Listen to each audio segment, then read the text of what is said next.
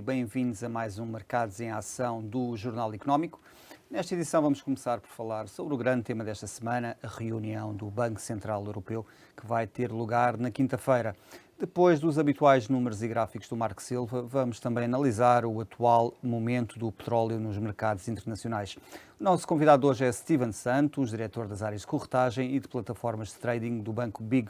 Steven, bem-vindo de volta ao programa. Bom dia, obrigado. Bom dia. Steven, começando precisamente pelo BCE, reunião desta quinta-feira, o que é que poderemos esperar, tanto em termos do final do programa de compra de ativos, como também em relação à eventual subida das taxas de juros?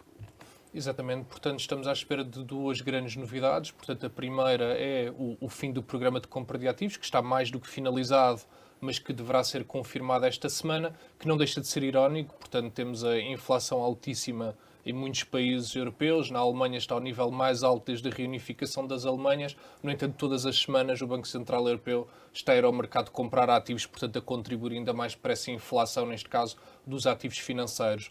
Relativamente à subida das taxas de juros, portanto, a grande questão é a que incremento é que vamos ter, se 0,25% por um lado ou 0,50%. Pelo caráter mais diplomático, cauteloso de Lagarde, eu diria que o mais expectável será até um incremento de 0,25%. Não esquecer que no passado ela já referiu gradualismo, flexibilidade, opcionalidade do Banco Central Europeu.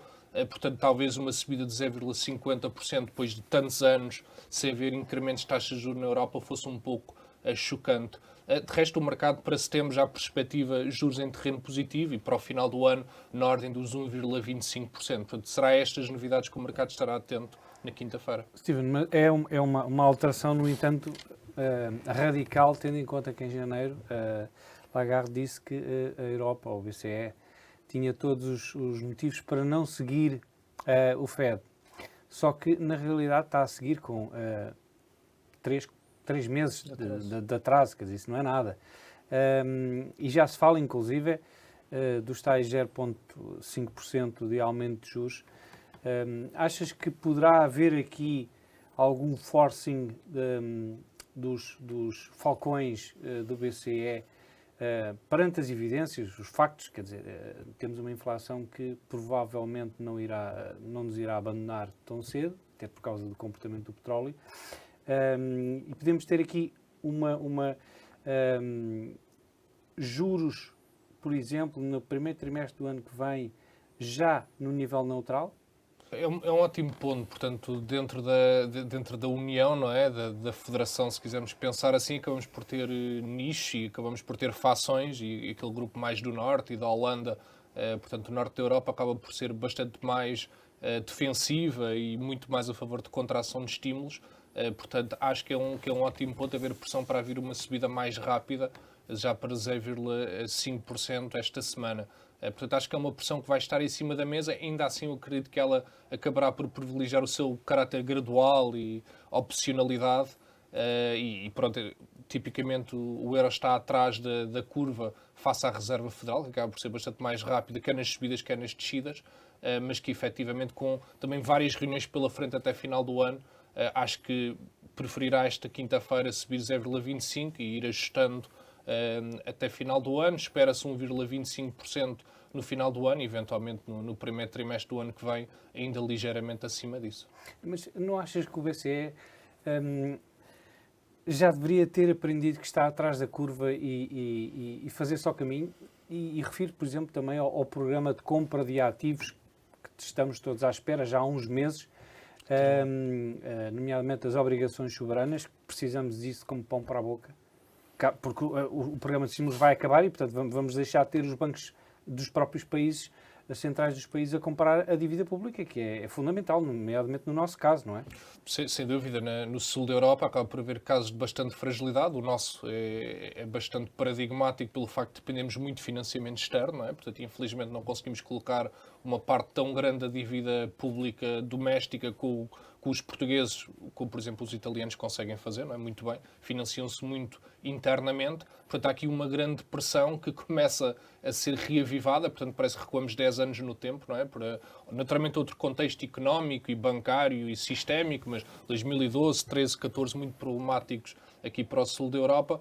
Uma novidade que poderá sair é, efetivamente, terminar o programa de compra de ativos e deixar aqui a porta aberta, aumentar o tamanho do programa para eventuais reativações no futuro. Portanto, efetivamente, entramos aqui numa situação nova para nós, que há 10 anos que estamos viciados em financiamento mas barato. A questão é que não é só termos um programa, temos um Banco Central a comprar-nos a nossa dívida pública. Exatamente. É que nós não estamos adormecidos ao facto de, quando o Banco Central Português, que é o Banco Central Português, compra em nome do BCE, a nossa dívida pública é mais de metade, depois os juros dessa dívida pública retornam para nós por forma de dividendos. Portanto, basicamente, é quase como se não pagássemos juros na prática. Isso, a partir do momento em que colocamos dívida no mercado, mesmo que seja nacional, os juros deixam de vir, os dividendos deixam de vir para nós. Portanto, os contribuintes vão pagar mais porque os juros vão ter uma presença bastante mais vincada na economia. E não achas que ainda não existe qualquer tipo de antecipação desse facto, por exemplo, do governo português? Ainda não houve qualquer menção ao aumento dos custos da dívida? Não deixa de ser estranho, de facto, Marco. Portanto, estamos aqui a entrar num novo contexto macroeconómico, num novo paradigma, e não tem havido grandes referências a isso, nem grandes preocupações, o que é gravíssimo, não é? Portanto, não só a dívida pública, que é grande, como também a dívida privada, é muito avultada em Portugal, e uma dependência muito grande das poupanças e da riqueza de pessoas e de instituições no estrangeiro que nos emprestam dinheiro para nós operarmos e funcionarmos como país. De facto, tem estado ausente do discurso político, do discurso mediático. É muito preocupante, porque dentro de 6, 12 meses, quando esses juros começarem a chegar à nossa pequena economia, à vida das empresas, grandes empresas, PME, isso poderá voltar a ser um episódio dramático e devia haver efetivamente trabalho preparatório, que me parece que não está a existir todo. Está aqui a haver um bocadinho empurrar para debaixo do tapete esta questão, ignorar, focar mais em questões de guerra e de inflação que estamos a importar do estrangeiro, e pouco do trabalho que deveríamos ter feito, reduzir endividamento nestes anos em que tivemos condições ótimas, não é? Portanto, não só juros baixíssimos durante 10 anos, como tivemos custos energéticos baixíssimos também durante bastante tempo, não só durante a pandemia, como muito antes disso, e agora que já estamos a voltar para níveis muito elevados, não só de petróleo, como também custo da dívida, não está a haver nada a ser discutido em Portugal neste momento. O Financial Times avançou esta semana que o BCE pode avançar com um plano para apoiar a compra de dívida por parte dos países periféricos no valor de 200 mil milhões de euros. Isto poderá ser suficiente para sustentar a subida das taxas de juros em Portugal e nos outros países periféricos? É um sinal que eles dão que têm ferramentas ou que estão dispostos a lançar outros mecanismos de apoio aos países mais endividados. Agora, por esses montantes, não me parece que resolva o problema. Isto, ao fim do dia, vamos sempre ter que ir parar a cada país, a cada população, e temos que nos organizar melhor e ser mais produtivos, não é? Uma economia de maior valor acrescentado e mais racionais nos custos que temos. Portanto, por mais que o BCE nos ajude, ao fim do dia cabe a cada um de nós e a cada empresa e a cada instituto público organizar-se melhor. Não achas talvez inevitável que caminhemos para um PRR versão 2.0? Reformulado? Reformulado devido à guerra, devido à inflação, também que na altura não era expectável estar neste ponto, que teremos obrigatoriamente daqui a alguns meses começar o ruído sobre um PRR reformulado? Eu penso que seria um ótimo passo. Portanto, faça planos de resiliência de outros países, mesmo do sul da Europa, como o da Grécia, por exemplo, que é muito mais voltado para as empresas, muito mais voltado para a iniciativa privada do que o nosso, não é? Canaliza uma trancha, julgo que até maioritária, para mecanismos e para organismos públicos. Portanto, ter que haver esse impulso, e acho que esta alteração nas variáveis, portanto, a inflação muito mais alta, petróleo muito mais alto, custo da dívida também a aumentar de forma visível, seriam ótimos pretextos, ótimos motivos para haver novamente essa discussão pública e reformular completamente o PRR para no fundo termos mais... Deixa-me só, porque eu não resisto a esta pergunta, não achas essencial, de uma vez por todas, pensarmos que temos que finalmente capitalizar as empresas, que não é uma coisa que não temos feito, e o mercado de capitais é essencial e é uma coisa que continuamos a mandar para trás das costas. Fala-se muito de capitalizar empresas, mas não capitalizamos as empresas da forma como devem ser capitalizadas, que é no mercado, não é na banca. Exatamente. Sem dúvida, eu não poderia estar mais de acordo. Em setembro de 2020, portanto, naquele primeiro ano da pandemia, houve aquele grande estudo da OCDE, não é? Que veio com grandes recomendações, grandes ideias e que o mercado de capitais deveria ter um papel preponderante para a recuperação de Portugal, depois da crise pandémica, que deveria haver incentivos fiscais para haver mais pequenos investidores, que deveria-se desonerar as empresas quando se quisessem financiar em mercado. O que é facto é que menos de 2 anos depois, as medidas que têm sido faladas e aparentemente vão avançar no próximo Orçamento de Estado, vão em sentido completamente oposto. Portanto, mesmo que a receita fiscal proveniente dessas medidas de englobamento obrigatório para pessoas no último escalão de IRS não deem grandes resultados, e penso que não, fala-se em 10 milhões de euros, naturalmente que esse valor não comporta alterações de hábitos e de comportamentos desses investidores, portanto, poderão privilegiar outros veículos, outros instrumentos para não serem englobados nas mais-valias. Pior do que isso é a mensagem que passa. Portanto, passa uma mensagem que investir em bolsa é especulativo, é um casino, é um jogo, não o façam. Portanto, mesmo aquele pequeno investidor que nunca iria ser englobado nas suas mais-valias passa o sinal que é errado. E enquanto nós não mudarmos a mentalidade, não mudarmos a educação para incluir uma disciplina de finanças pessoais, enquanto ao mais alto nível não se privilegiar o acesso das empresas ao mercado para se financiar, e não vamos passar deste estado em que estamos, estagnado, não é? Decrépito economicamente. Steven, obrigado. Vamos agora para um breve intervalo e regressamos já.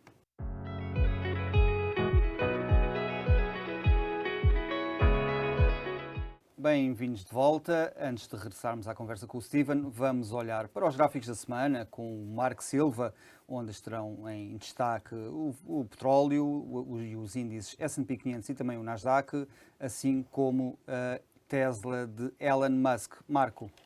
Obrigado, André. A semana passada foi basicamente consolidação depois da forte subida da semana anterior. Um rebound técnico que poderá continuar esta semana ou não, vamos ver. E podemos ver que aqui no mapa as grandes tecnológicas, nomeadamente a Amazon, que teve uma subida substancial, a Amazon que vai fazer um stock split, portanto, geralmente existe aqui algum elan positivo quando isso acontece, mas temos aqui alguns setores em destaque, nomeadamente a saúde, que teve claramente em contraciclo com desvalorizações interessantes, e também as empresas defensivas, Coca-Cola, Pepsi, que tinham subido aqui há umas semanas e tinham estado a subir, a semana passada tiveram uma correção, o que é normal, quando o risco aparece em cima da mesa, as defensivas saem, como estas empresas. Em relação ao resto do mundo, um panorama misto, nada de extraordinário, inclusive com destaque aqui no Brasil para a Petrobras, que desvalorizou, enquanto a Vale, a mineira, subiu. Em relação aos gráficos, podemos ver aqui o euro-dólar claramente aqui numa zona de resistência, aqui na média móvel dos 50 períodos, neste caso das 50 semanas, a tocar nesta média móvel, uma zona de resistência clara, mas tem ainda esta linha laranja que está perto dos 1.10 como a resistência principal para subidas. Vamos ver como é que irá reagir o euro-dólar à reunião do BCE, se houver aqui uma medida mais hawkish, portanto, dos falcões, alguma pressão superior, o euro-dólar poderá vir bater aqui nos 1.10. Em relação ao S&P 500, continua aqui, portanto, a semana passada foi de consolidação, não houve aqui grandes movimentos, tem aqui a linha verde, resistência nos 4.250 pontos, o que é muito expectável que possa vir a testar esse valor, e aqui o Nasdaq, este é barras diárias, portanto, está aqui a fazer, fez aqui um duplo fundo, portanto, e o rebound técnico da semana anterior, portanto, há 2 semanas, agora está aqui a namorar estas duas linhas de médias móveis, portanto, dos 50 dias e dos 100 dias. Portanto, vamos ver se atinge aqui a média móvel dos 200 dias, que é bastante mais forte e que está nos 13.400 pontos. Aliás, exatamente, 13.400 pontos, que é uma zona de resistência. Isto porque, se nós formos ver naquele gráfico que eu já trouxe aqui, semanal, podemos ver que esta linha superior verde está nos 13.500 pontos. Aqui vai ser uma zona, provavelmente, de forte resistência a mais subidas. Portanto, existe aqui cerca de 600 a 700 pontos para o Nasdaq subir do valor em que está. Depois o Brent que tem aqui uma resistência nos $123, pode ainda vir aqui testar. Esta é uma linha de tendência que tem aguentado desde fevereiro, portanto, desde o início da invasão da Ucrânia, e não tem quebrado em alta, não tem quebrado para cima desde pelo menos finais de abril. Este é uma zona muito importante. Caso consiga quebrar em alta, então iremos quase certeza testar os $140 por barril, que é aqui os máximos atingidos em março, na semana de 7 de março. Por fim, a Tesla, que tem sofrido aqui alguma pressão vendedora com a retórica de Elon Musk e tudo o que tem a ver também com o Twitter, só para dar conta aqui de alguns indícios que poderemos antecipar nos gráficos de que o ativo não está assim tão forte. Podemos ver que em 2020 testou aqui as médias móveis e claramente não quebrou abaixo da de 100. Portanto, a de 100 é aquela mediana, que tem a força mediana. Depois, em 2021, testou a de 50 períodos e, portanto, claramente tinha força, quebrou um pouco em baixo, mas não foi testar a de 100. Portanto, isso significa que tem força ainda para subir mais, mas agora, desta vez, testou a de 50, quebrou imediatamente, foi testar a de 100 e a partir do momento em que, quando testa a de 100, não recupera e atinge novos máximos históricos, a próxima vez que vier testar a de 50 significa quase certeza que vai cair. E agora está muito perto de estar a dos 200 períodos, que é provavelmente onde terá o maior suporte. E é tudo, André. Obrigado, Marco. Steven, olhando aqui um pouco para estes números e também para o que se conhece da Tesla, da Elon Musk, a empresa está a ser vítima aqui do excesso de mediatismo do seu fundador e líder. Fala-se em despedimentos, já não se fala. O que é que podemos esperar nos próximos meses? É assim, o Elon Musk é sempre um CEO muito interventivo, não é? Portanto, às vezes até em excesso, não é? Às vezes também diz coisas que não são muito favoráveis à empresa, que acabam por criar algum ruído.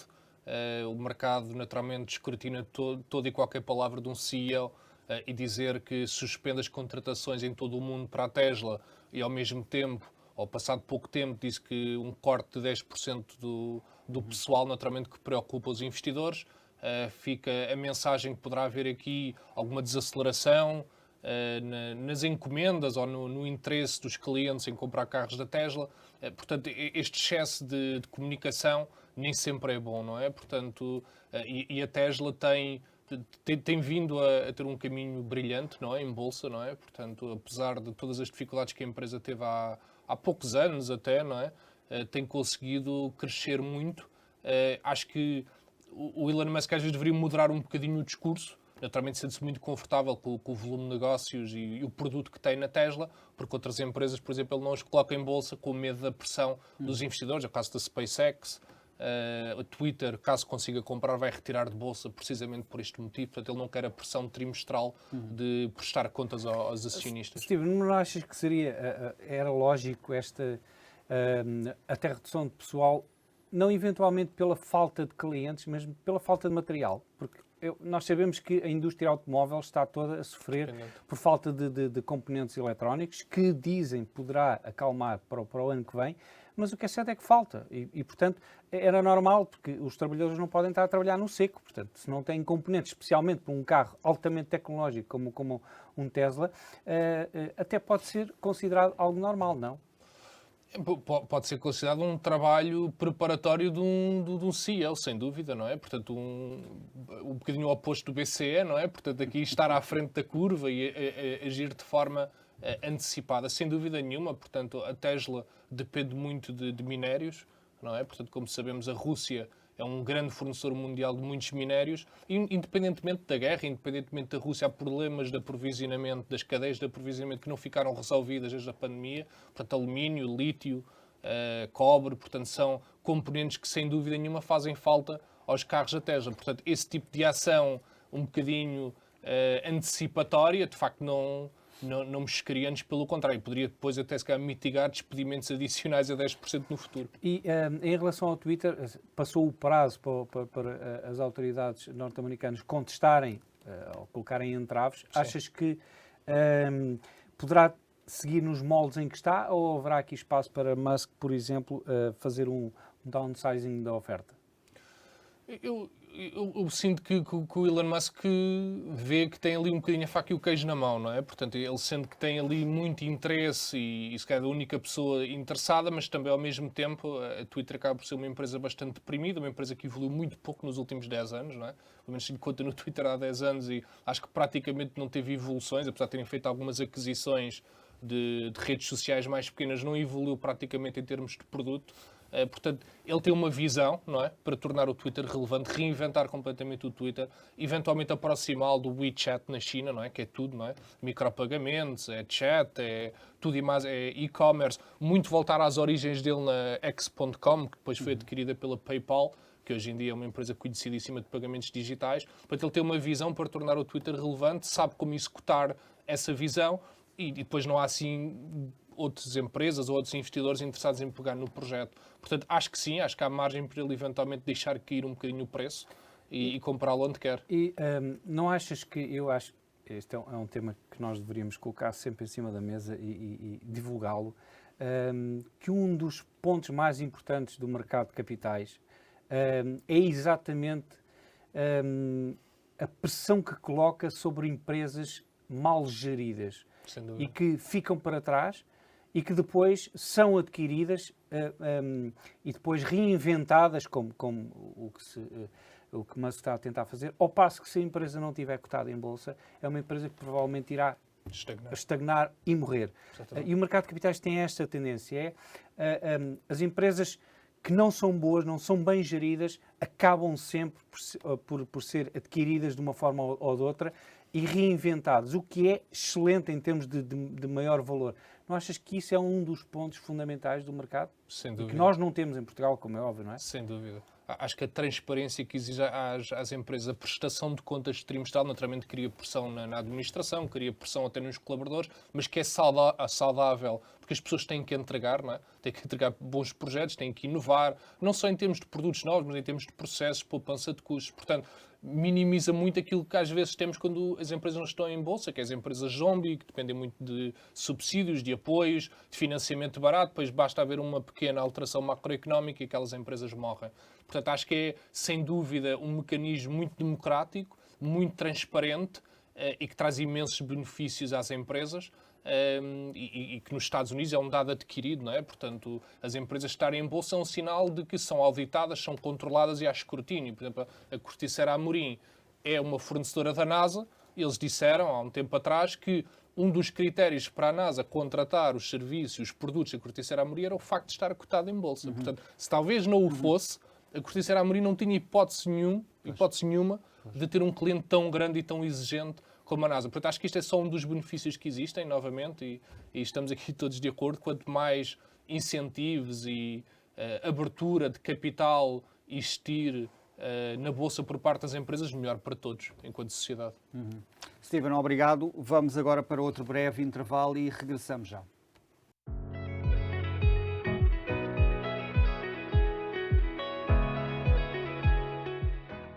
Bem-vindos de volta à última parte do Mercados em Ação. Vamos começar por olhar para o número da semana, que o número é 285 mil milhões de dólares, que são as receitas previstas pela Rússia, as receitas com o petróleo e o gás vendido a outros países.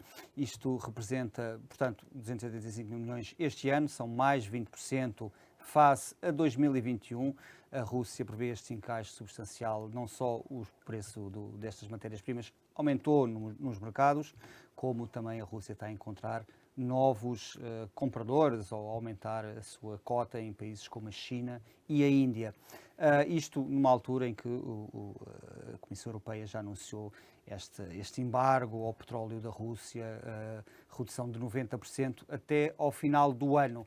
Marco, vamos agora olhar para a personalidade da semana? Sim, esta semana é Sheryl Sandberg, que é chefe de operações do Facebook, há 14 anos que estava na empresa e que sai para se dedicar à filantropia, diz, mas é uma pessoa que é daquelas pessoas que teve um impacto fundamental na empresa. O Facebook, quando ela entrou, tinha cerca de umas pouco mais de 100 milhões de utilizadores e agora tem mais de 2 bilhões.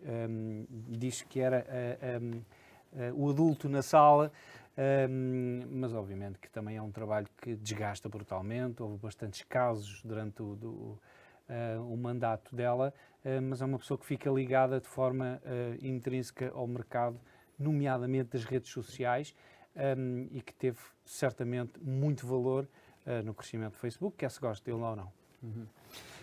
Muito bem. Stephen, olhando aqui precisamente para o petróleo, tivemos aqui novidades recentes com este embargo da União Europeia à Rússia.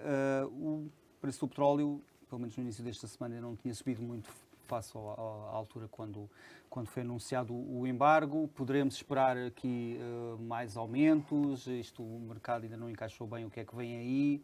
O Bank of America previu o barril de petróleo nos $150.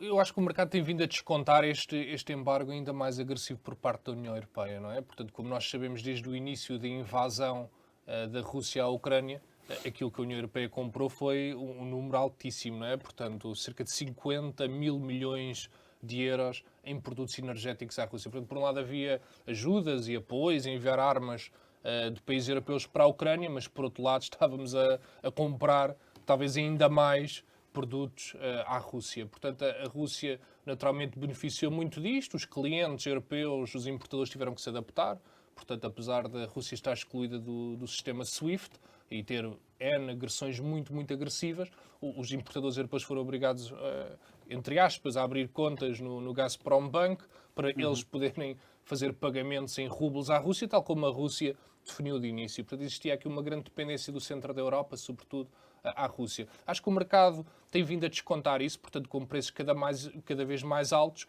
Eu acho que a questão que agora começa a surgir é se tivermos, de facto, uma desaceleração económica, não é? Portanto, se por vários motivos, e já falámos do subida do custo da dívida, os custos das matérias-primas cada vez mais altos, se tivermos aqui uma desaceleração da economia, também haverá menos procura por petróleo. Ao mesmo tempo, a Rússia está a voltar-se para leste, não é? Portanto, para a Índia, um grande comprador, também aumentou imenso, e a China, não é? Portanto, se tivermos aqui, de facto, um desconfinamento chinês, a China não vai deixar de aproveitar petróleo a desconto, não é? Vai ter todo o gosto em fazer negócio com a Rússia, seja em que moeda for, para comprar. Portanto, acho que, por um lado, podemos ter no Ocidente alguma desaceleração, menos necessidade de comprar petróleo, e daí o petróleo não estar a subir tanto para já, e já estava tudo descontado nos preços. Por outro lado, no leste, economias emergentes poderem comprar mais à Rússia.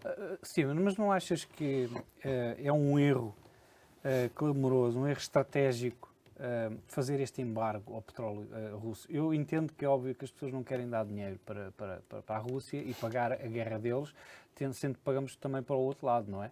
Mas isso advém de um erro estratégico de Merkel, que foi deixar-nos nas mãos dos russos em termos energéticos, porque era economicamente mais interessante para a indústria alemã. A questão é esta.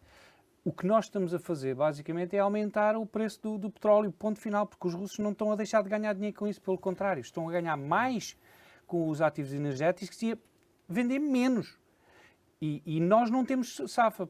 Porque eu acho que o que está em causa não se percebeu que estamos a lidar com um monopólio. Sim. Que basicamente o petróleo é um monopólio. Agora muito mais, tendo em conta que é a OPEP+. Porque antes ainda existia a divisão OPEP e Rússia. Agora não, agora é OPEP+, e a OPEP é que tem a capacidade para aumentar ou diminuir a produção. Portanto, é um monopólio e nós não temos controle sobre esse monopólio. Estamos a restringir isso. É basicamente estarmos a aumentar o que estamos a pagar, e é muito mais mais 50% em termos de custos energéticos. Não estamos a resolver o problema, porque eles estão a continuar a ganhar dinheiro. Dificilmente vão vender toda a sua produção que não nos vendem a nós à Ásia, porque não existe cadeia logística para isso. Sim. E o que é certo é que vamos continuar a ter mais inflação e mais custos. Não achas que isso deveria ter sido feito de outra forma?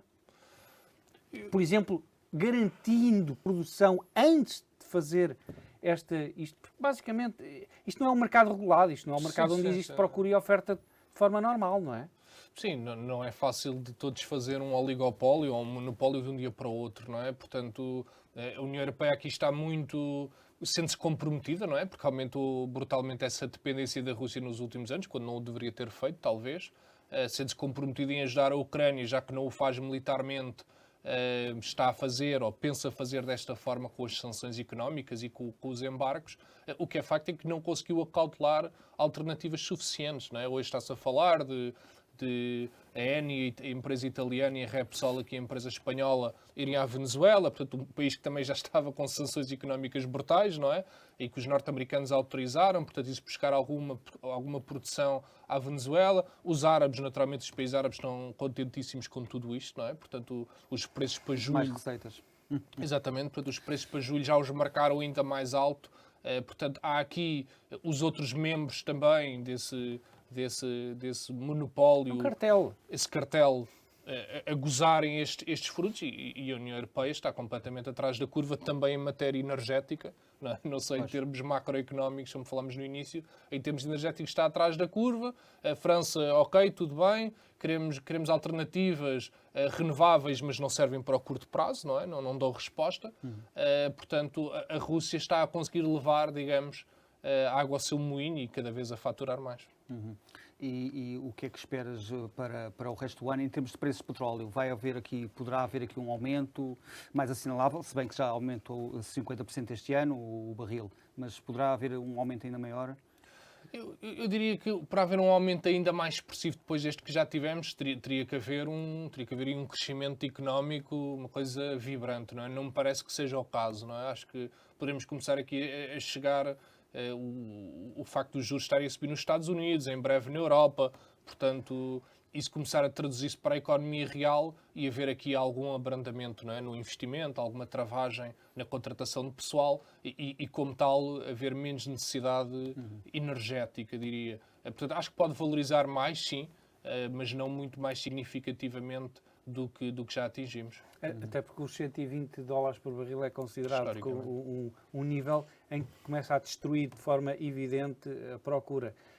Mas também existe outro ponto, que é mais impactante que as sanções ou o embargo, é, por exemplo, a falta de investimento que a indústria petrolífera russa está a ter por parte do Ocidente, que irá também reduzir a sua própria produção. Mas mesmo dentro da OPEP, já é assumido que a própria OPEP não irá conseguir cumprir, por exemplo, Angola não consegue cumprir a sua cota, mas poderemos não ter aqui muitos aumentos, mas o preço do petróleo, pelo menos enquanto durar a guerra, enquanto Putin estiver no cargo, é previsível que se mantenha acima dos $100, não? Sim, eu acho que enquanto estivermos em todo este contexto geopolítico, não é? E com Putin a liderar, eu diria que acima dos $100, sim, o que é uma reinvenção ou uma novidade total para países como Portugal que não contam com isso para o seu dia-a-dia e para os seus orçamentos. Eu acho que a falta de investimento é grave, porque nos últimos 2 anos, sobretudo, mas até antes da pandemia, houve muito o discurso da transição climática na Europa e muitos receios, os ativos agora das petrolíferas vão ser todos obsoletos daqui a uns anos. Portanto, essas empresas também investiram menos em produção ou em tecnologia de produção por começar a pensar nos projetos de energias renováveis. O que é facto é, o facto de não terem investido nos últimos anos faz com que agora tenham menos output e menos capacidade de entregar. O que naturalmente é grave, porque a curto prazo, pelo menos nos próximos 5 anos, não se perspectiva que as energias renováveis sejam a solução de todos os nossos problemas. Não achas que demos aqui um passo maior do que a perna mais uma vez à União Europeia? Ou seja, restringiu-se e quis cortar o acesso ao petróleo e com impostos também, e no entanto, sem ter uma alternativa. Sem dúvida. Baseou-se muito na boa-fé, nos objetivos verdes, vamos embora, transição climática tem que acontecer, mas não acautelou a alternativa energética e agora estamos todos a sofrer com isso. Nos Estados Unidos, onde esse discurso climático, como sabemos, é muito menos vigoroso, não é? Portanto, é muito discutido, o Trump, como nós sabemos, as opiniões bastante afincadas que ele tinha sobre a indústria petrolífera. Nos Estados Unidos o problema é um bocadinho diferente, não houve um foco nas renováveis que tenha tirado atenção das petrolíferas. O que aconteceu é que agora a subida do custo da dívida também desincentiva aqueles pequenos produtores muito ágeis, não é, do petróleo e do xisto, a reativarem produção como fizeram há 6, 7 anos atrás. Portanto, há toda uma dinâmica que mudou, também menos agora liquidez dos investidores para financiar esse tipo de pequenos produtores, que, como nós sabemos, eram muito dinâmicos há 6, 7 anos atrás e aumentavam a produção muito rapidamente. Muito bem. Steven, muito obrigado por teres aceito Obrigado. o nosso convite. Até uma próxima oportunidade. Vais ser pai em breve também. Parabéns. Obrigado. Tudo a correr bem. Marco, obrigado. Este foi mais um Mercados em Ação. Veja esta edição no site e nas redes sociais do Jornal Económico e ouça também o podcast nas principais plataformas de streaming. Obrigado, boa semana e bons negócios.